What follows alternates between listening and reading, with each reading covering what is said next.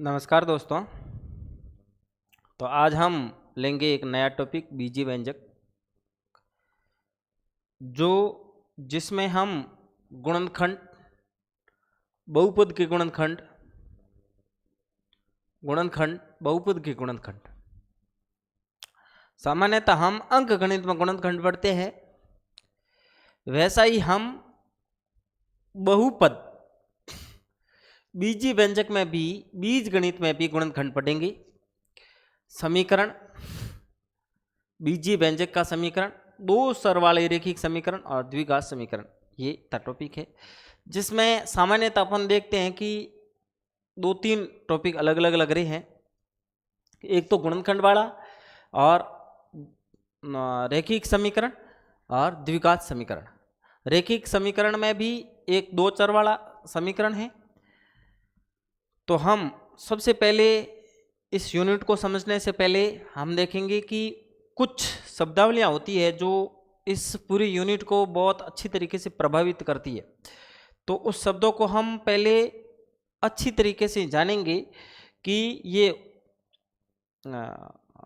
किस प्रकार वो काम करते हैं और उस शब्दावली में शब्द विशेष पर क्या जोर होता है, जिससे कि हमें इस यूनिट में पढ़ने में सरलता महसूस होगी।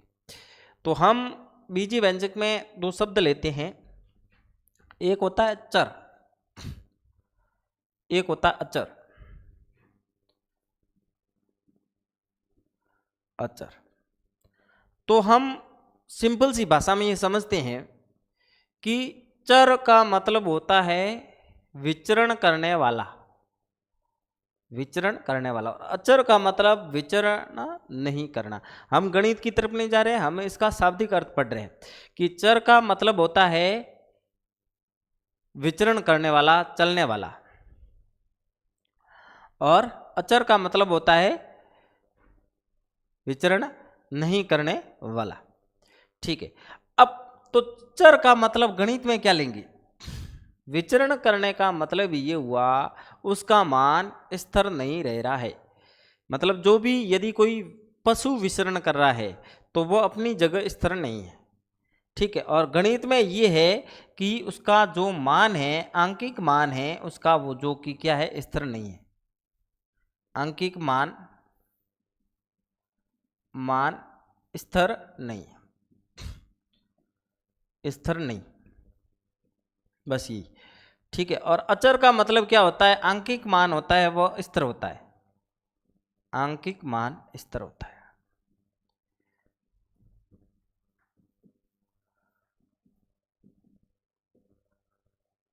आंकिक मान स्थिर होता है। अब हम देखेंगे कि स्थिर और अस्थिर किस प्रकार कि, अब इसको हम प्रदर्शित करेंगे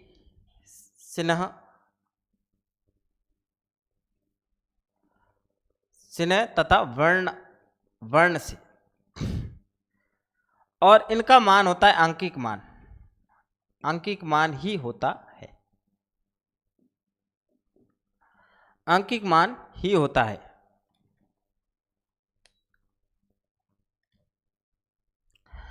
अब इसमें चिन्ह जैसे वर्ण से देखेंगे, सामान्यतः हम इसमें वर्ण से दर्शाते हैं, चिन्ह से कम ही दर्शाते हैं, लेकिन आ जाता है कभी डेल्टा से दर्शाए, त्रिभुज से, वर्ग से, वृत्त से, लेकिन ऐसा सामान्यतः नहीं देखा जाता है। सामान्यतः हमें क्या देखते हैं कि एक्स के रूप में मान लेते हैं, एक्स है या वाई है, जेड है, ए है, बी है, कोई भी वर्णमाला ले लो। हिंदी में अपन ले सकते हैं, सामान्यतः हिंदी में नहीं आते हैं, लेकिन आप दर्शा सकते हैं, अ है, आ है या क है, कुछ भी लिख सकते हैं, लेकिन ये वास्तविक मान नहीं है। वास्तविक मान का मतलब, जैसे हमने कोई संख्या ले ली 3, वो 3 है तो अपने आप में 3 है, कहीं भी जाओ वो 3 ही वैल्यू होगी। लेकिन x का कोई वैल्यू फिक्स नहीं है, कभी x की वैल्यू 2 हो जाती है, तो कभी हम गणना करेंगे तो 3 आ जाएगी, 10 आ जाएगी, 15 आ जाएगी, भिन्न के रूप में आ जाएगी। वास्तविक संख्या, अवास्तविक संख्या, परिमेय संख्या, कुछ भी हो सकती है। मतलब चर का मतलब क्या हुआ? जो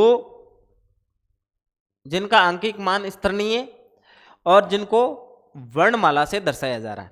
जबकि आंकिक मान स्थिर होता है, उसे हम फिक्स, जैसे हमने 2 लिख दिया, 3 लिख दिया, 5 लिख दिया, 3/4 लिख दिया। ये इस प्रकार अंकिक मान स्तर होता है। अब हम आगे देखेंगे बीजीय व्यंजक। हमने चर और अचर देखे दो। चर जिसका मान स्तर नहीं है और विचलन करता रहता है, ठीक है, ये आपके एक्स वाई जेड और ये अंकिक मान स्तर। अब हम अगला देखेंगे बीजीय व्यंजक। बीजीय व्यंजक,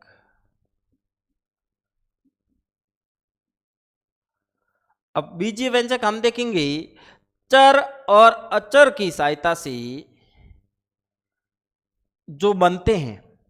जैसे हमने लिखा 3x² या 3x ही लिखो, 3x। इसमें जो हम देखते हैं कि जो ये 3 है, ये क्या है, अचर, ये अचर है, और जो x है वो आपके क्या है, चर है। ये आपके बीजीय व्यंजक बन गया। हम यूनिट पढ़ रहे थे बीजगणित बीजीय व्यंजक। तो बीजीय व्यंजक बनता किसकी सहायता से है, चर और अचर दोनों से मिलकर हम बीजीय व्यंजक देखेंगे। अब बीजीय व्यंजक में अलग अलग होते हैं। जैसे हमने लिखा 3x² + 5y,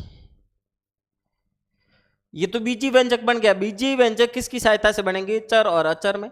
तो बीजीय व्यंजक में जो ये लिखा हुआ होता है उसमें अलग अलग नामों से जाना जाता है। जैसे कि जो आगे का मान होता है उसको हम आंकिक मान कहेंगे, या क्या कहेंगे, ये अब एक बार हटा देते हैं, आंकिक मान कहेंगे या अचर कहेंगे, अचर कहेंगे, या इसको गुणांक कहेंगे, गुणांक, गुणांक, ठीक है। और ये जो लिखा है वो है चर, और जो ऊपर लिखा है वो है घात।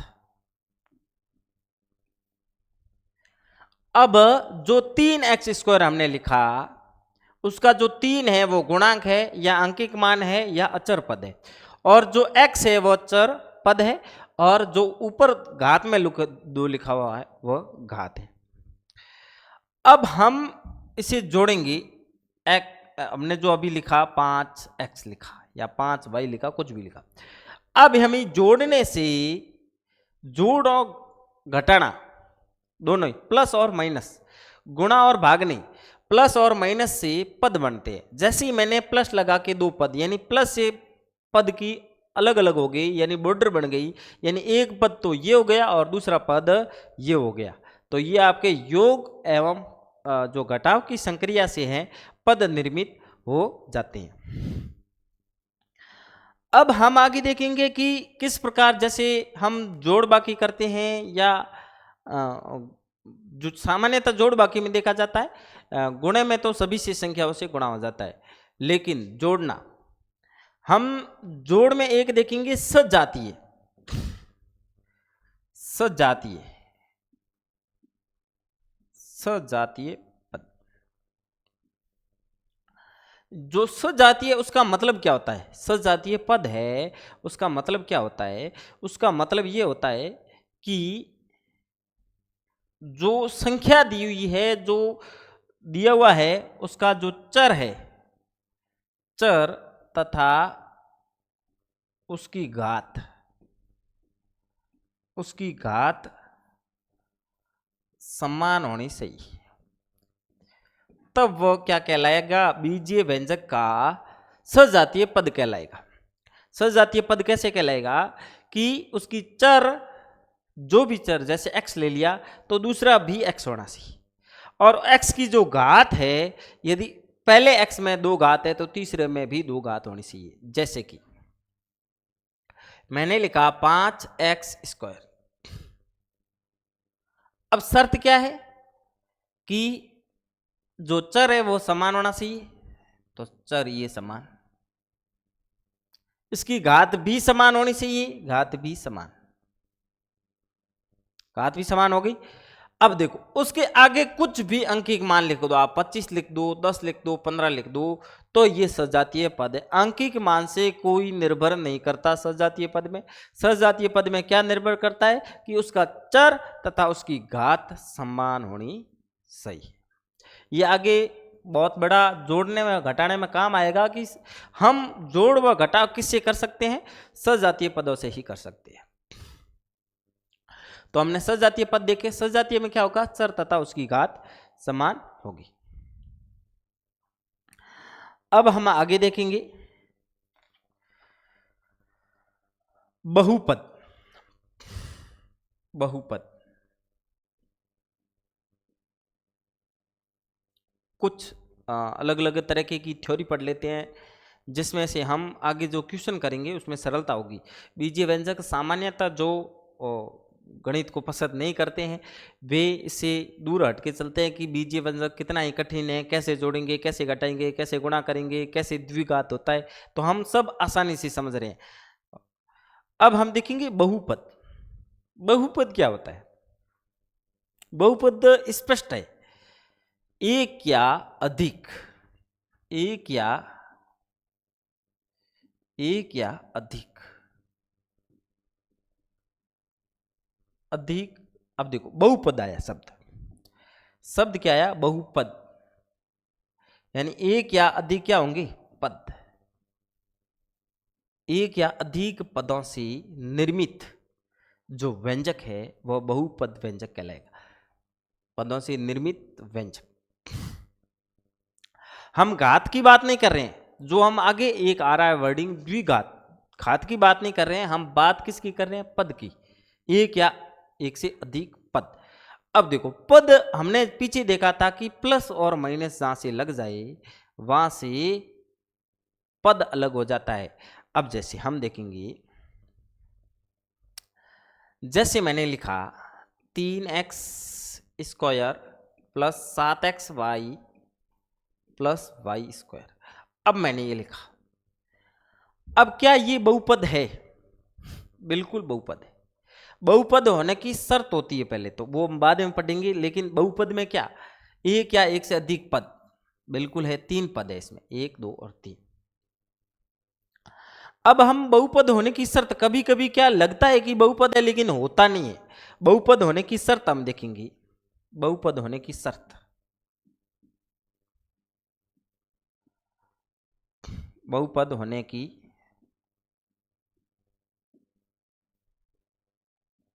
शर्त।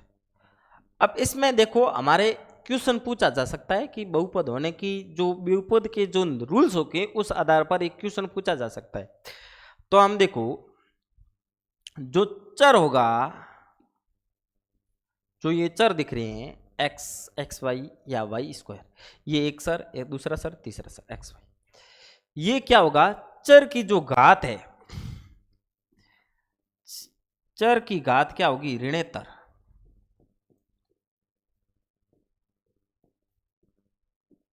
ऋणेतर, ऋणेतर का मतलब ये हुआ कि उसका मान ऋणात्मक नहीं होना सही।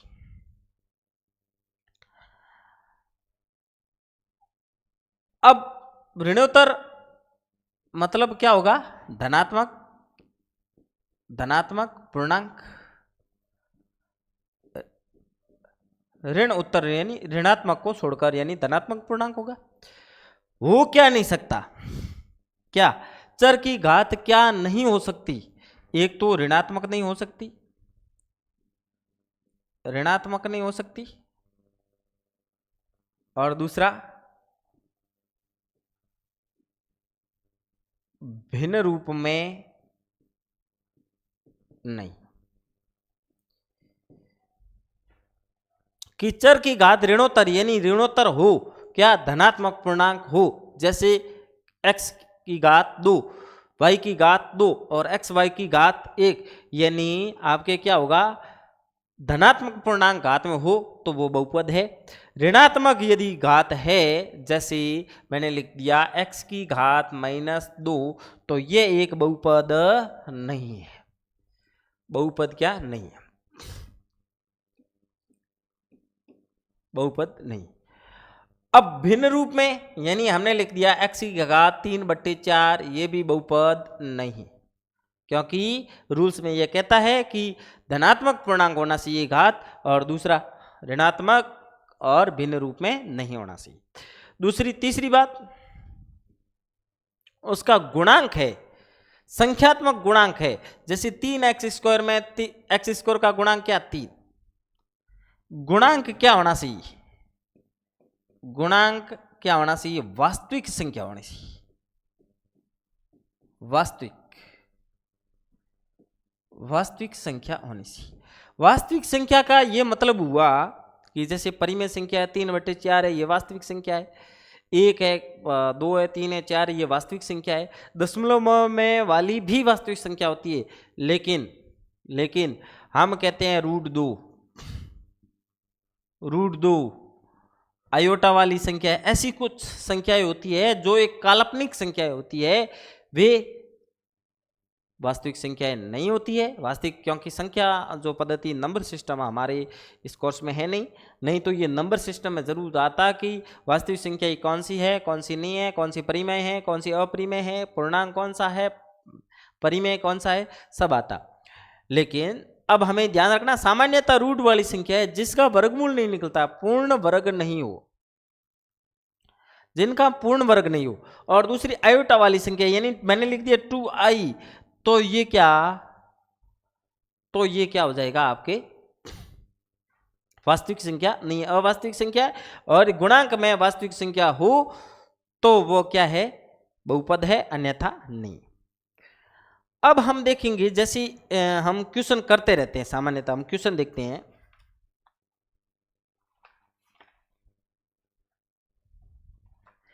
इसमें है नहीं, ध्यान ये रखना, जैसे घात x-3 आ गया, x की घात -4 आ गई, x की घात 1/2 आ गया, या फिर √2x आ गया।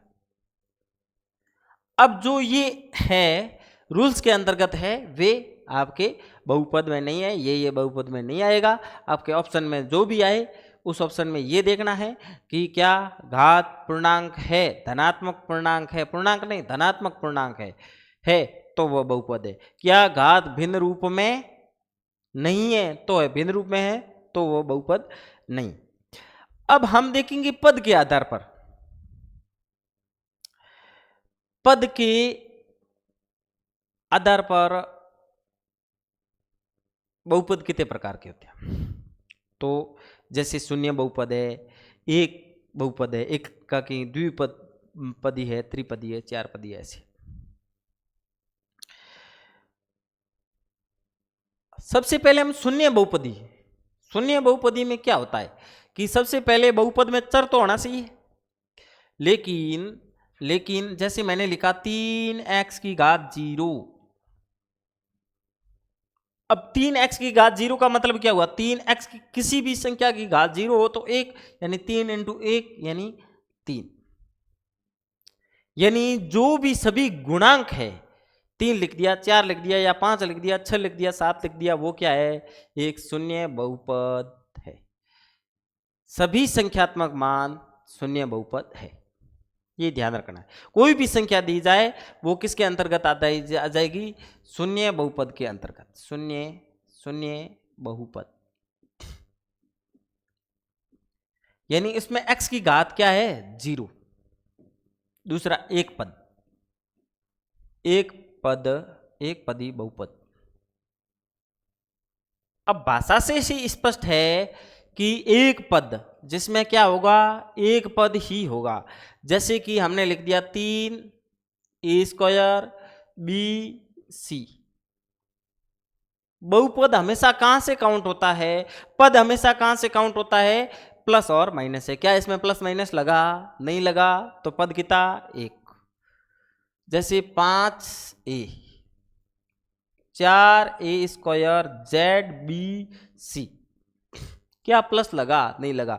कितना भी लंबा लिख दो, प्लस नहीं होना चाहिए, माइनस नहीं होना चाहिए, वो आपके एक पद में काउंट हो जाएगा।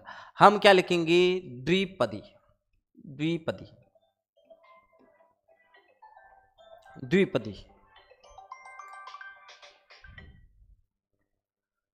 द्विपदी। द्विपदी में हम क्या देखेंगे कि दो पद, दो पद से स्पष्ट है कि प्लस एक बार तो लगेगा ही लगेगा, कि जैसे हमने लिखा 3a² प्लस 5b, प्लस से अलग हो गया। माइनस भी तो लगा सकते हैं, 4b² माइनस 6b।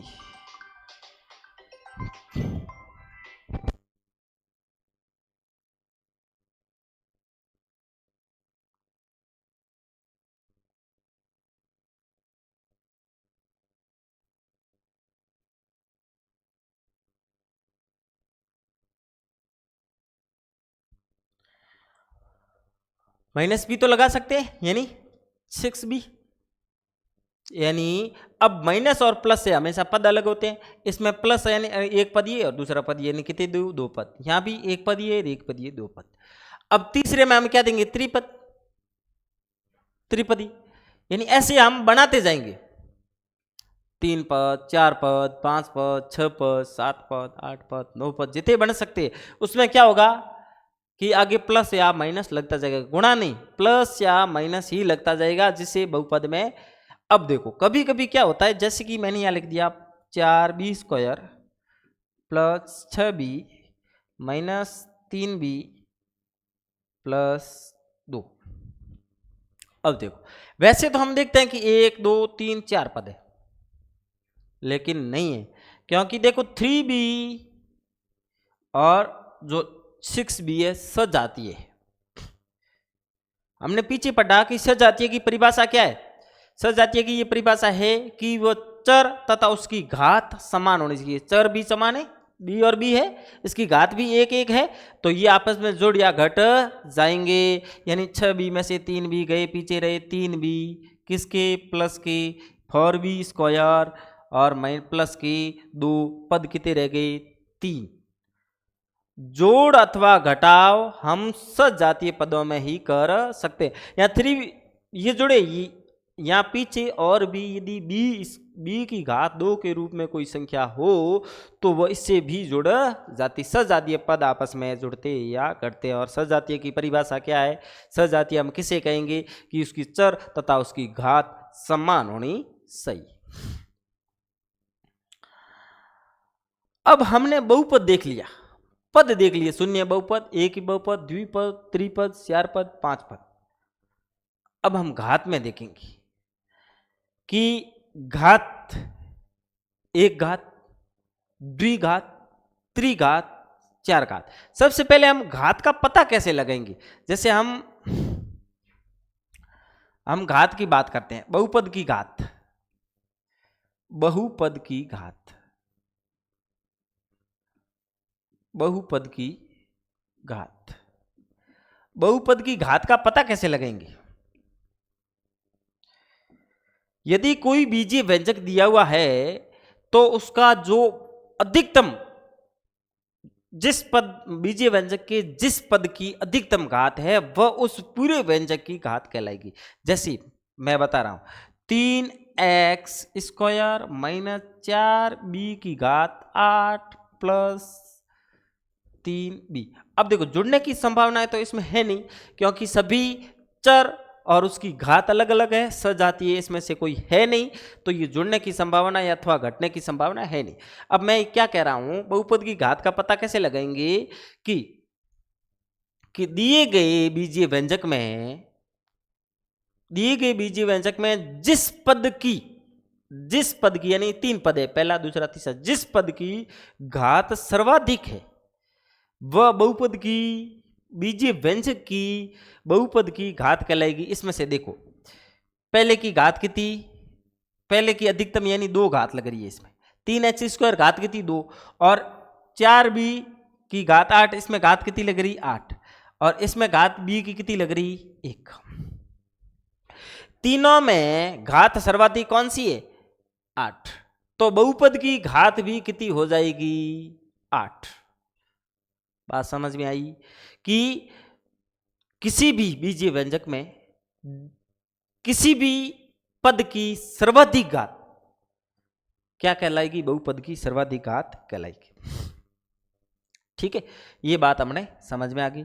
अब हम अगला देखते हैं घात के आधार पर बहुपद कितने प्रकार के होते हैं। सबसे पहले हमने पढ़ा कि पद के आधार पर बहुपद, पद के आधार पर बहुपद यानी शून्य बहुपद, जितने भी अंकिक मान हैं वो शून्य बहुपद के अंतर्गत आते हैं, यानी उनका पद शून्य होता है, कोई बीजीय व्यंजक हो, जो चर पद होता ही नहीं है।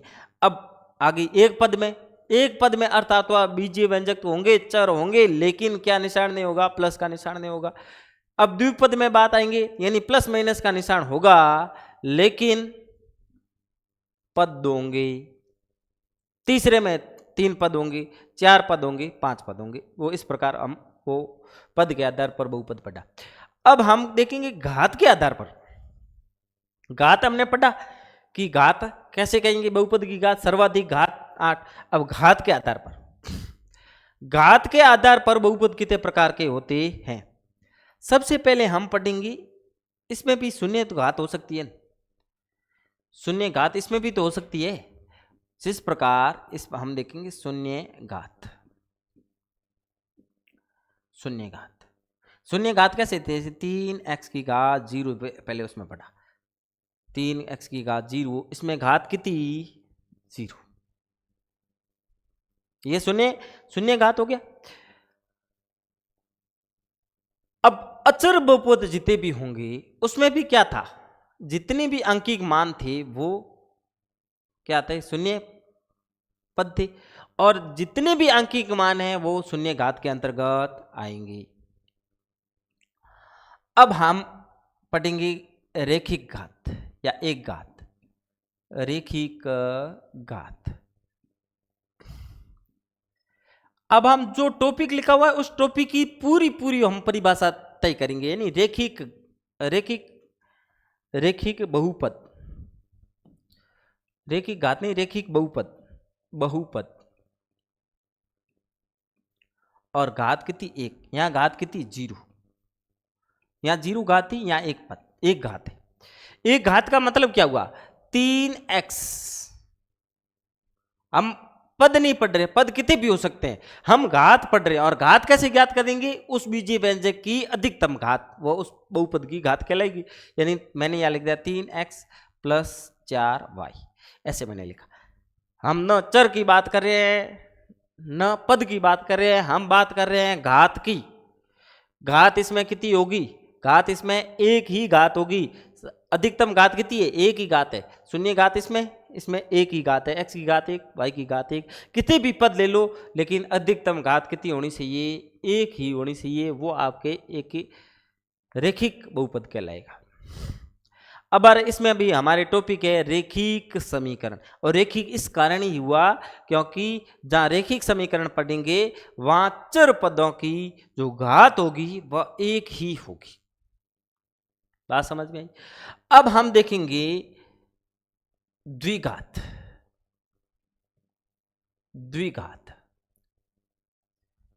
द्विघात का यानी सीधा सा नाम से भी स्टार्ट है, पता चल रहा है। द्विघात यानी घात कितनी 2। जैसे मैंने लिखा 3x + 4y² + 1। अब हमें यहां कोई पद से मतलब नहीं है, नहीं चर से मतलब। यहां मैंने 2 चर लिए, यहां 2 चर लिए, यहां भी मैं 2 चर ले सकता था, लेकिन अपन को क्या मतलब है, इसकी घात कितनी है। और घात इसमें 2 है, देखो यहाँ नहीं, मैक्सिमम घात हम लेंगे, यानी मैक्सिमम घात अधिकतम घात कितनी है 2, और हमारे क्या चाहिए 2 घात ही चाहिए। आप अकेला ही लिख सकते हो x की घात 2, द्विघात। ठीक है, बात समझ में नहीं। द्विघात का मतलब उस बहुपद की अधिकतम घात 2 होनी चाहिए। अब हम पढ़ेंगे त्रिघात।